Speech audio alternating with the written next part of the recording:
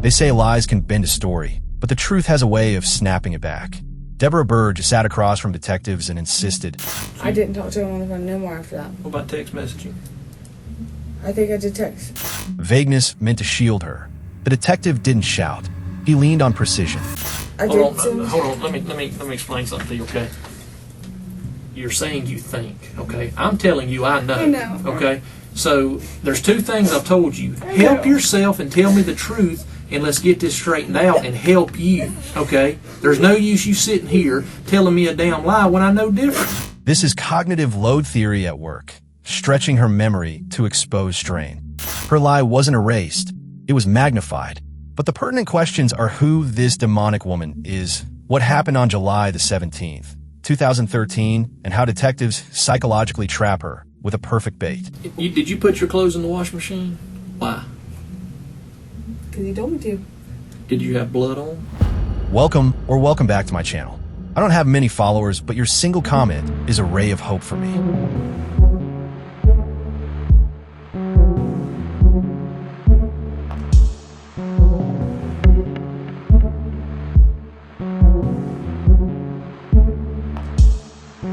It was a warm summer evening in LEMMiNO, Florida, July 2013.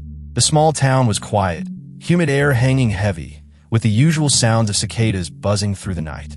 At around dusk, 23-year-old Deborah Burge stopped at a Little Caesars on Highway 90. There, she ran into Harvey Ray Smith, a man she had known for years through her friend's family. Their conversation seemed casual, talk of his daughter, who had been in rehab, but there was an uneasy undertone.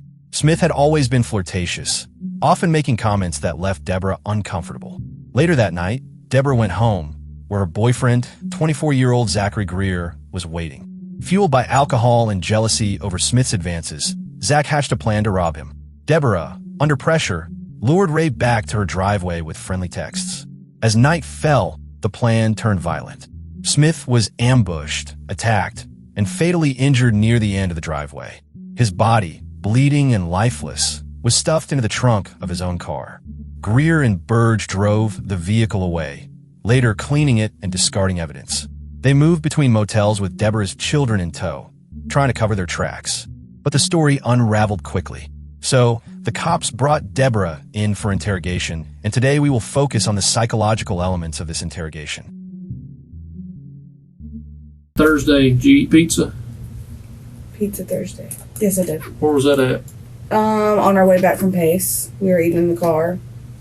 Who was all in the car? Me, my mom and dad, my two little girls, and Zach.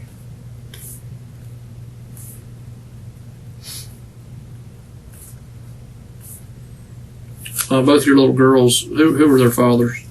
Aaron Strickland is my 2-year-old's father, and Lee Sutton is my 5-month-old's father.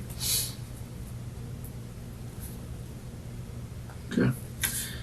All right. While y'all were eating pizza, did you see anybody? Talk to anybody?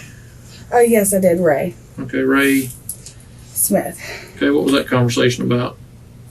Nothing much. I just asked him how his daughter was doing because me and her had been friends for a really long time, and she went down the wrong path and got sent to rehab. So. What pizza place was it? Little Caesars in Pace. In Pace? Is that on 90? Mm-hmm. Right beside Winn-Dixie. Okay. So you just asked how his daughter was doing and all that.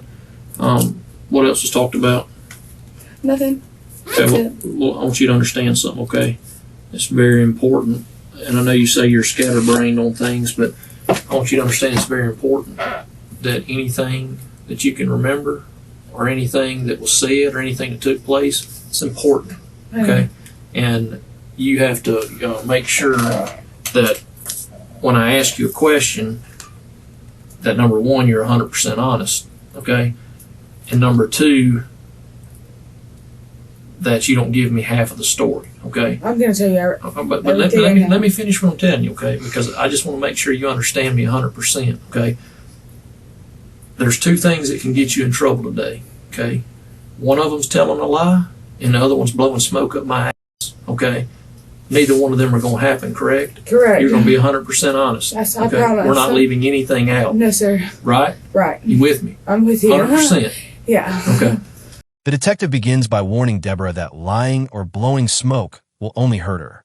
By presenting honesty as her only option, he creates a narrow decision frame where lying equals self-destruction. This taps into prospect theory. People become risk-averse when faced with potential losses, so Deborah is nudged toward confessing rather than gambling on deception. I guess you know him. Mm-hmm. Okay. Who is that? That's Ray. Okay. And I guess by now you know he's dead. Okay. Mm-hmm. So we're going to get to that part in just a second. What did y'all talk about in Little Caesars?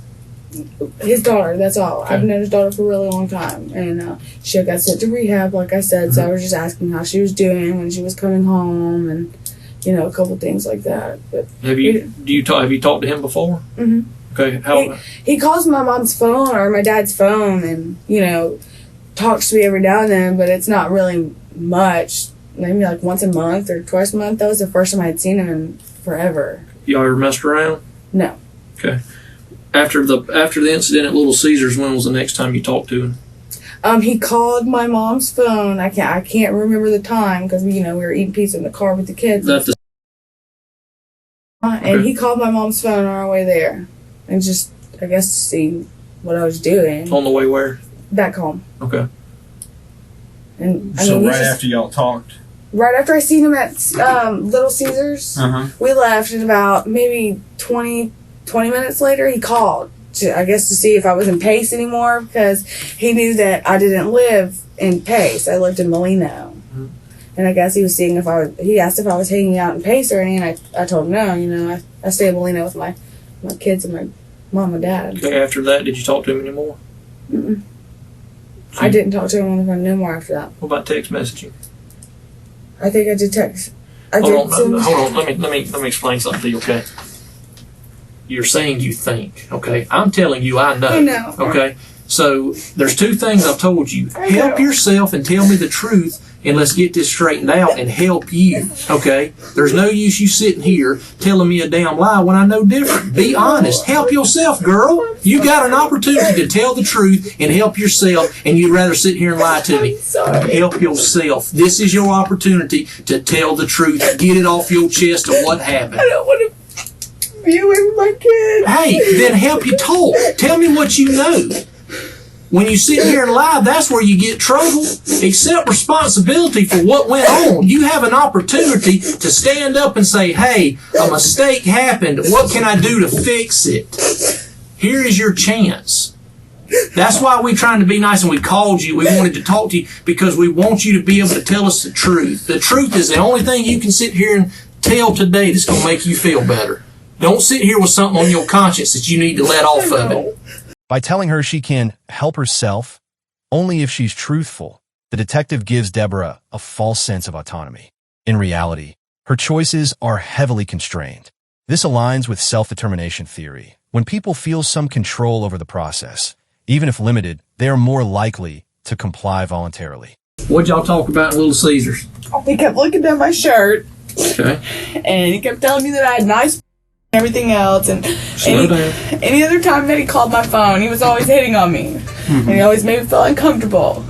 So I didn't ever hang out with him because I didn't want to be feeling uncomfortable around. This is my best friend's dad, and so it was really weird.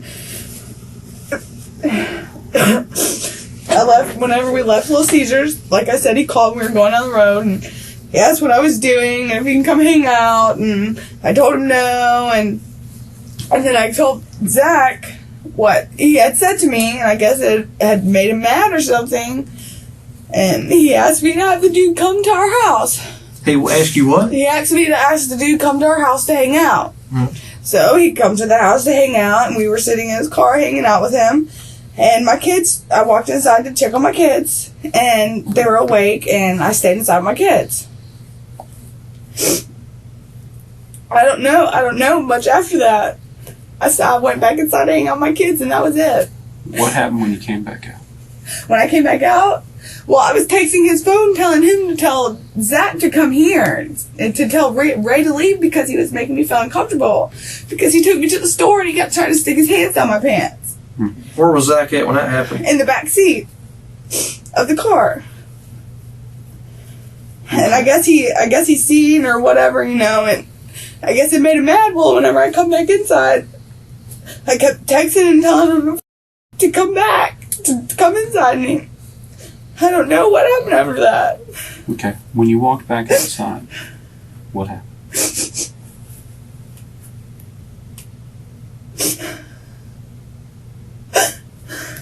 Get it off your chest, sir. I want to be able to go into my kids. You have to be honest.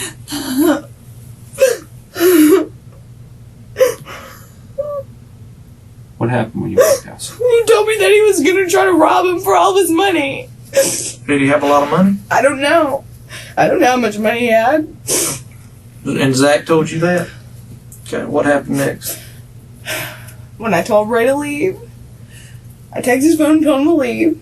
And I guess he drove down the road, and I guess Zach walked down the road, and I don't know what happened down the road. I don't know nothing.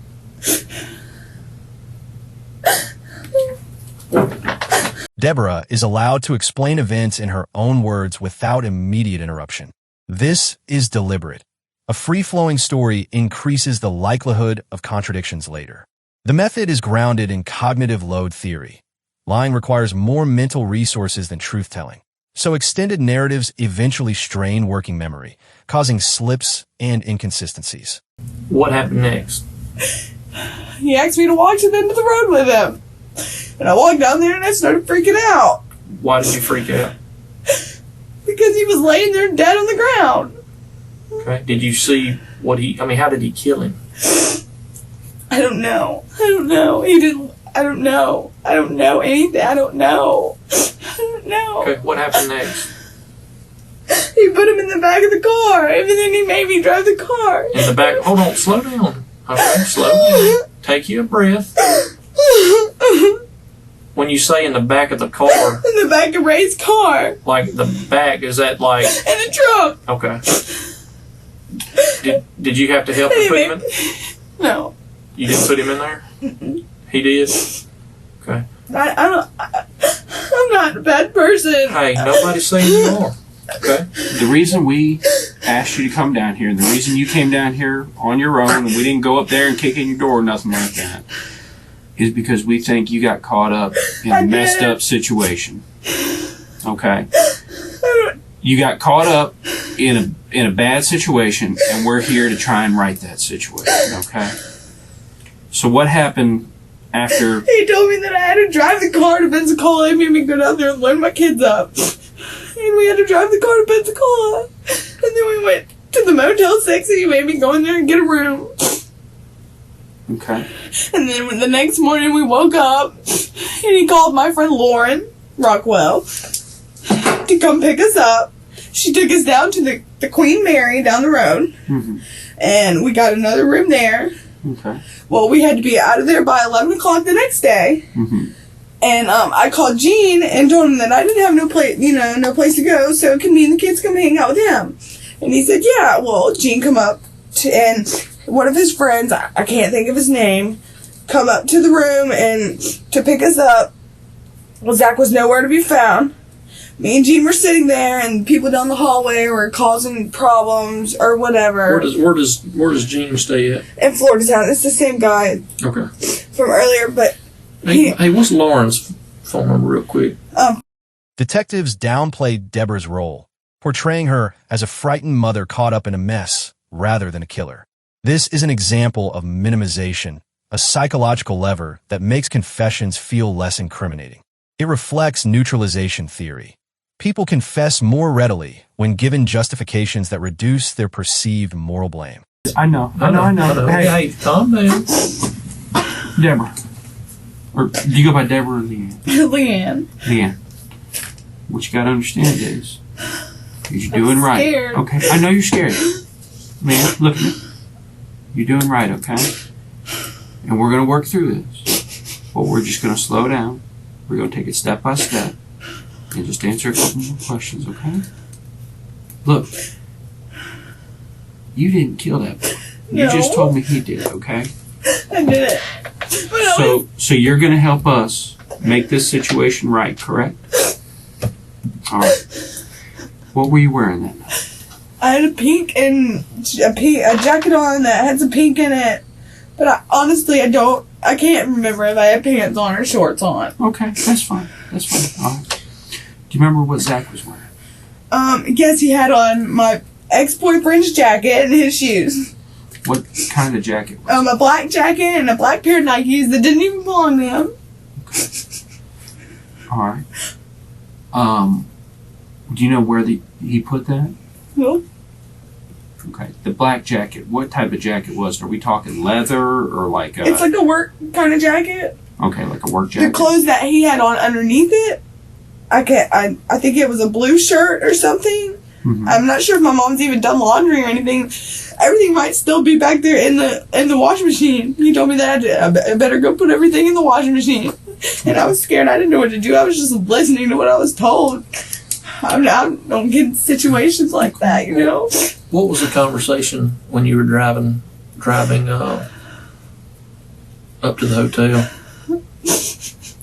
That I better listen to him, and that it's my fault too because I had something to do with it, and if anything happens, I'll go to jail, and he'll go to jail, and I will be away from my kids forever. Leanne,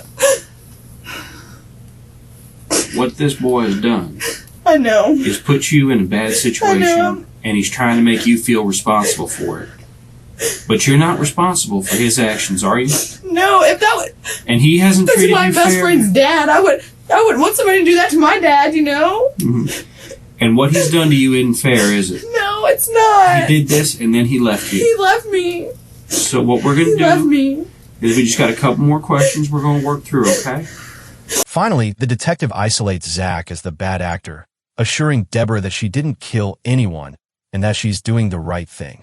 This positions cooperation as morally righteous while resisting equals complicity. The method draws on cognitive dissonance theory, Festinger, 1957.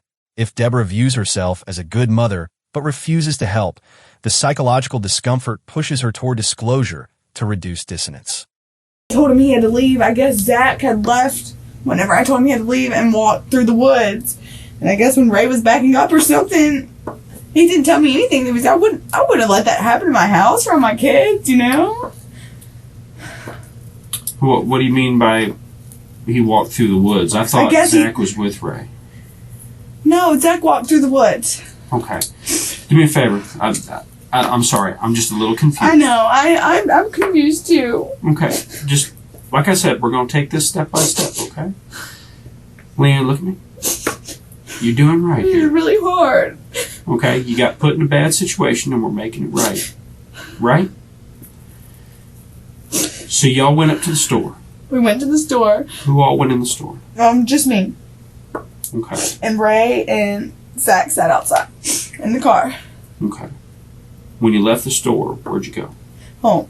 We pulled all the way into my driveway. Okay. I went inside to go check on my kids.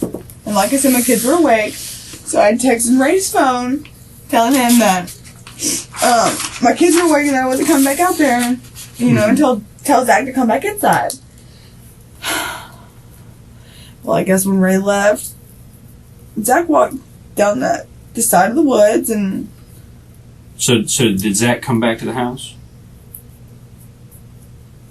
Yeah, because I was calling, you know, Ray's phone and I didn't know what was going on, so I called, nobody answered, so I went to go walk to the end of the road, and he come running up the road, telling me, you need me to come down there, hurry. We're jumping ahead, okay? And I'm sorry. And I know this is a very emotional time and a very hard time you're having right now. I'm not trying to lie to you guys, I'm trying to tell you all the truth, you know. I know. But do me a favor. You leave the Tom Thumb. You get back to the house. Mm-hmm. You go inside to check on your kids. Does Zach come back to the house? No. No, he didn't. Okay, a little bit ago you said something about Zach said he was going to try and rob him. Yes, when did that happen? I'm so confused. Okay, just... I'm so confused. Take a deep breath, okay? When did that conversation happen? I'm trying to think. It was so many days ago, and I've just been really stressed out.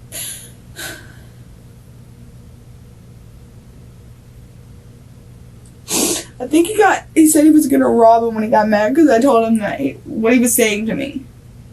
You know, trying to stick his hands in my pants and the stuff that he said to me at the pizza place and the stuff that he said to me before, you know, whenever he's called. Because he's never really called just to conversate unless, you know, I ask about his daughter. He's always saying sexual things to me. The detective repeatedly asks Deborah to clarify timelines. When did you see him? When did Zach leave? What happened after the store? This narrowing approach forces her to commit to specific sequences. The underpinning is schema theory. Genuine memories follow natural patterns, while fabricated ones break under repeated chronological testing. Another thing I'm a little confused about. Who was texting Ray? Who was texting Ray? Uh-huh. I was the one telling him that, you know, my kids were awake and that he had to leave. Mm-hmm. Because I was inside with the telephone. Okay. And I guess he had his phone outside the car. Zach and him were sitting outside the car. Okay. How about earlier? I might have texted him. Or he might have texted me or something, but I really can't remember.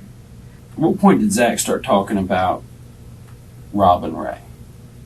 Well, we had been out that I guess he had bought him a couple beers or whatever, and he was okay until he drank his alcohol, and then after he started drinking the alcohol is whenever he started talking like really stupid, like he wanted to do stupid stuff, and Who was talking stupid? Zach, Mm-hmm. like, you know, he wanted to rob him, whatever, and I was like, I'm not doing that. This, you know, I live here. Did he mention that at all when y'all left Little Caesars? Mm-mm. Never was brought up. Mm-mm. The reason it got brought up because we were discussing how, you know, he made me feel uncomfortable and stuff every now and then. But the reason I didn't talk to him is so that I didn't have to feel uncomfortable, you know? But let's. So when hold on. I'm getting lost. You said the reason y'all talked about it because he made you uncomfortable. Talked about robbing him. No, he made me feel uncomfortable. Me and Zach were discussing, you know, how Ray made me feel uncomfortable when he looked at me or talked to me and stuff. Mm-hmm. And then that's when Zach, you know, I guess he got mad because of the things that he was saying to me or whatever. And then he had, when we had got back home, he had mentioned robbing him. Okay, and that was before Ray had came out there. Right. Okay. And I was like, no, my kids live here, you know, this is my friend's dad. Okay. At that point, what did Zach tell you to do? He told me to call him to see if he would come over, remember? Okay, and he wanted him to come out there because? I guess he wanted to rob him. Okay. So, did you call him or did you text him? I'm not sure if I called or text. Because he was like, he made me play along like this story, like, oh, get him out here and this, that, and the other. And Let's back up. Instead of this, that, and the other, what exactly did he say? he told me to get him out there so that he could take his money and that I better do it, or I was just doing what I was told to do. You better do it or what? Or he was going to hurt me too. And did he tell you that? Yes, Zach told me that. Okay. I mean, one of his ex-girlfriends told me that he's threatened to kill her before. I'm talking about you and him right now, okay? He told you if you didn't do it, what? He would hurt me. Okay. What did you text or did you call him? I can't remember. Okay. Well, you said you were supposed to play along and blah blah blah. What were you supposed to play along and say? We were in the middle of, you know, we'd text and then we'd call. I was supposed to tell him to come back out there and hang out with me. And remember, he'd come back out there and hang out with me. I went inside because my kids woke up, and that's when I said they had to go. Detectives pressed Deborah on when she knew about the robbery plan. By pinning her down to admitting knowledge before the crime, they shifted her from a bystander to an accomplice. This is based on commitment and consistency principle. Once someone admits partial involvement, they feel compelled to remain consistent, making it harder to backpedal later. If the plan was to rob him, what was Zach going to rob him with? He never told me. He never told me. I never asked questions. I didn't know if I was supposed to ask or if I wasn't supposed to ask. I don't know. But you knew he was going to rob him.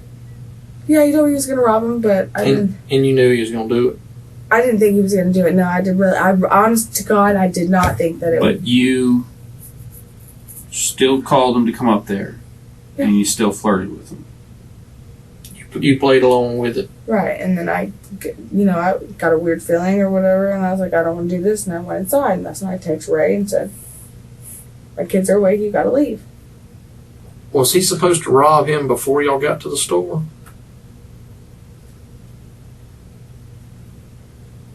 Did something happen where the time got changed on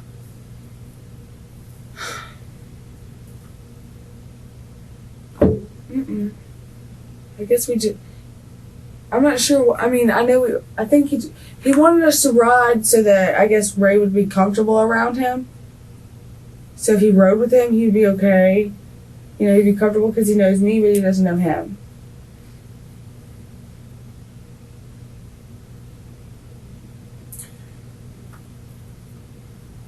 Did Zach walk through the woods, or did Zach tell him he needed a ride when he was leaving? He walked through the woods. No. He walked up the driveway. Excuse me, I know I said earlier that he walked through the woods, but I'm sure right now he walked up the driveway. Okay. Well, if he walked up the driveway, had Ray already left? Yeah, he was parked at the end of the driveway calling my phone asking me if he could come back. And I was telling him no. Did you tell him he could sleep on the couch? No, I told Zach that he could sleep on the couch. Because Ray just thought me and Zach were friends. He didn't know that we were boyfriend and girlfriend at the time. Why did you text Ray's phone and say you can sleep on the couch? They revisited her claims about woods versus driveway, pushing her to reconcile inconsistencies. This tactic draws from cognitive interview theory. Repeated probing in slightly altered forms disrupts fabricated memories, because lies lack the structural stability of real memories. Did you tell him he could sleep on the couch? No, I told Zach that he could sleep on the couch. Because Ray just thought me and Zach were friends. He didn't know that we were boyfriend and girlfriend at the time. Why did you text Ray's phone and say you can sleep on the couch?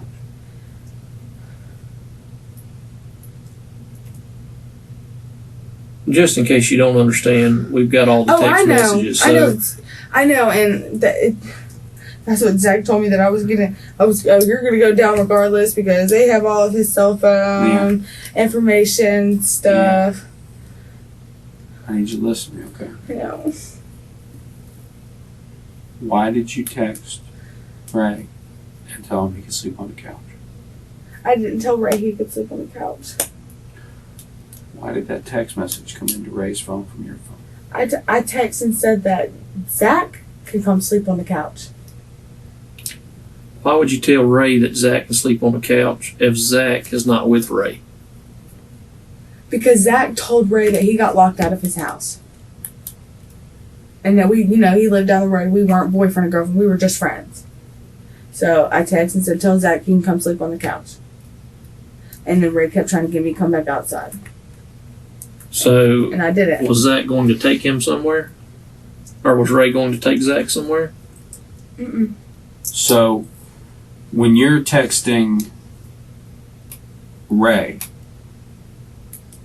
this is part of the plan? Tell Zach to come in, he can sleep on the couch, things like that? Is that what I'm understanding? This is when I don't want this to happen. So I'm telling Ray to tell Zach to come inside so I can tell Zach, please don't do this. I don't want it to happen. But you're still playing along like he's just a friend from up the road. Yeah, because I didn't want Ray to, be suspicious and stuff like that.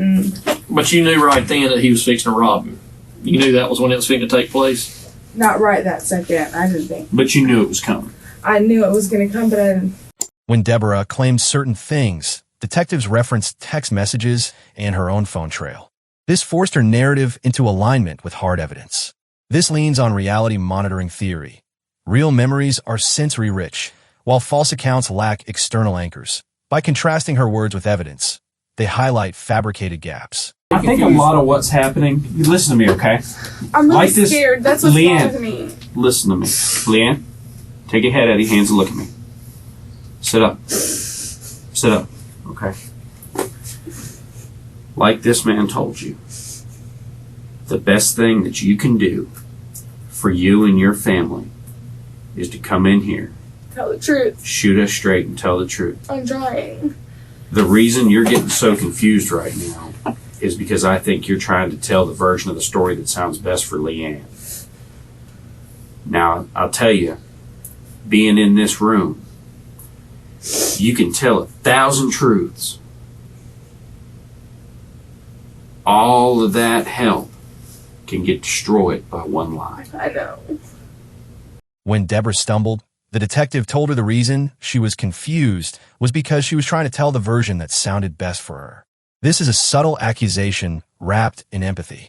The tactic draws from truth default theory. People default to believing but become suspicious when speech patterns deviate. And here, the detective leveraged that deviation to pressure her. I'm trying to tell you the best way that I can. Leanne, I'm really scared about my babies. I understand. Leanne, look at me, Leanne. What you need to understand is that if you come in here and tell us the truth about everything but leave out details, what does all that mean? What does all that do for Leanne? Nothing. You're right. I know. Leanne, it's time to sit here. It's time to be grown. Okay. And it's time to tell the whole truth. Because that's the best thing for you and your family. We're going to get it before we leave here today. We might as well go ahead and get it the first time. Okay? I'm sorry. All right. Where did you lead us astray at? My brain's so scattered. I was just trying to put everything together, you know. Hey, you know what's what. Let's get to it, okay? You know where you've walked off the wrong end of the road. So tell us. Let's just start from there. I was told to get Ray to the house so that he could rob him. Mm-hmm. At points, the detective told her, "Sit up, look at me, and say it." This body command style is not aggressive but strips away avoidance behavior. The underlying framework is social facilitation theory. When observed directly, people's performance under pressure intensifies, making it harder to maintain deception. I don't know. I can't. Just say it. I don't know if he was supposed to ride off with him or if it was going to happen right there, you know, but I'm just trying to remember. It just all happened so fast. Leanne, you're coming so close to saying it, and you're just not. Just do us a favor, okay? Say it. Speak it.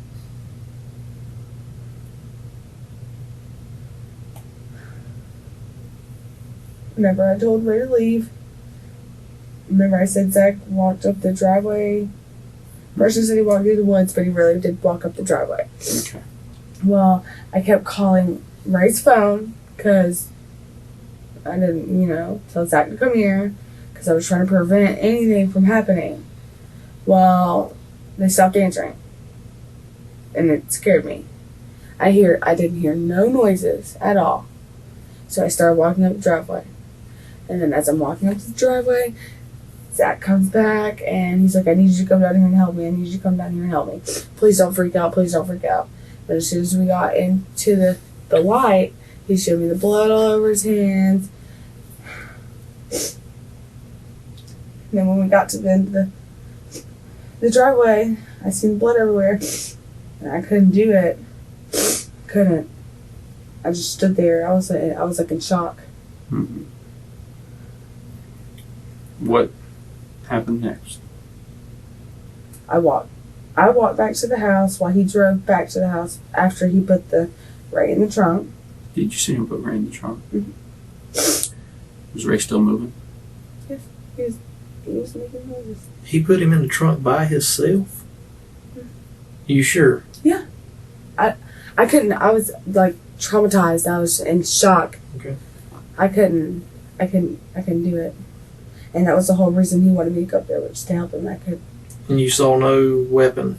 I seen no weapon. Okay. but I seen blood everywhere. Did you see where Ray was hurting? I wasn't trying to look. I know you weren't trying to look. Did you see where Ray was hurting? No, I didn't. I didn't want to see it. They reminded her that telling the whole truth is the best thing for you and your family. This ties cooperation to her identity as a mother and her future freedom. It relies on temporal construal theory. By projecting consequences into the future, suspects weigh long-term costs more heavily than the short-term discomfort of confessing. So bottom line is, when Ray was leaving, you knew that that's when he was going to rob him. Yeah, I knew that he was going to rob him, but I did not know that it was going to happen like that. Why was And you brought I didn't want that. Ray up there so Zach could rob him.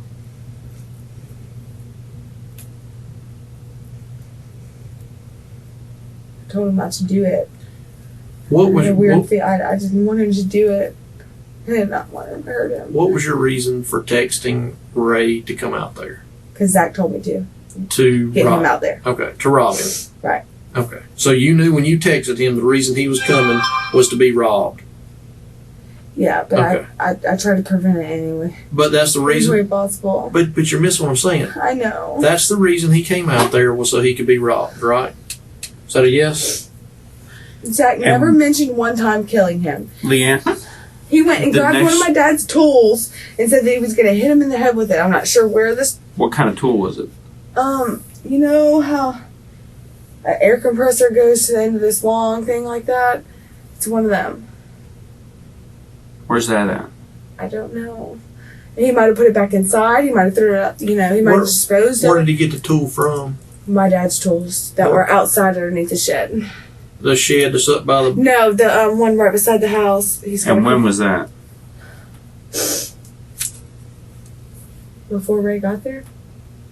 Okay, so this is before Ray got there. He went and got that tool and said he was going to hit Ray in the head with it. Ray gets there. Y'all ride up to the store, Mhm. and you're playing along. Detectives suggested she wasn't the killer, but reminded her she knew it was going to happen. This minimizes her direct role while cornering her legally as an accessory. The method reflects attribution theory. By shifting blame onto Zach while framing her as just cooperative, they reduce her resistance and make confession feel safer. You knew it was going to happen, okay? I did not know it was going to happen like that. You didn't know he was going to get killed, but you knew he was going to rob him. Exactly, but I didn't want it to happen, so that's why I told him to come inside. And that's your 100% honest That's truth. not 100% honest truth. That's somebody's dad. I don't know what I'd do if somebody did that to my dad. What, rob him or kill him? Kill him, rob him, both, you know? Yeah, but I mean, let's take the killing out of the equation, okay? You didn't plan to kill him, but you planned to rob him, right? Right, Okay. until I had a bad feeling and told him I didn't want to do it. But you knew it was still going down, right? I thought maybe I could stop it by, saying something, but my word didn't work. Well, you knew when he went up the driveway that it was, playing in motion, right? Huh? Kind of, but not that way. I was really confused what I was supposed to be doing. Okay. Finally, detectives distinguished robbery, her role, from the killing, Zach's role. This compartmentalization encourages her to confess to just the robbery. The psychological foundation is foot-in-the-door technique. By first gaining admission to a smaller crime, they pave the way for a broader legal admission. In 2015, Deborah Leanne Burge was sentenced to 15 years in prison after entering a no-contest plea to second-degree murder in connection with the death of Harvey Ray Smith. This outcome was the result of a plea agreement that reduced her original charge of first-degree murder in exchange for her cooperation and testimony against her co-defendant, Zachary Greer. While Burge's sentence reflected her lesser role in the crime, Greer faced a jury trial, was convicted of first-degree murder, and received a life sentence. The contrast between the two outcomes underscores the prosecution's strategy: secure Burge's statements and testimony to ensure the conviction of the primary perpetrator. Burge later attempted to challenge her conviction through a belated appeal, but she missed the procedural deadlines required to move forward. As a result, her 15-year sentence stands with eligibility for parole.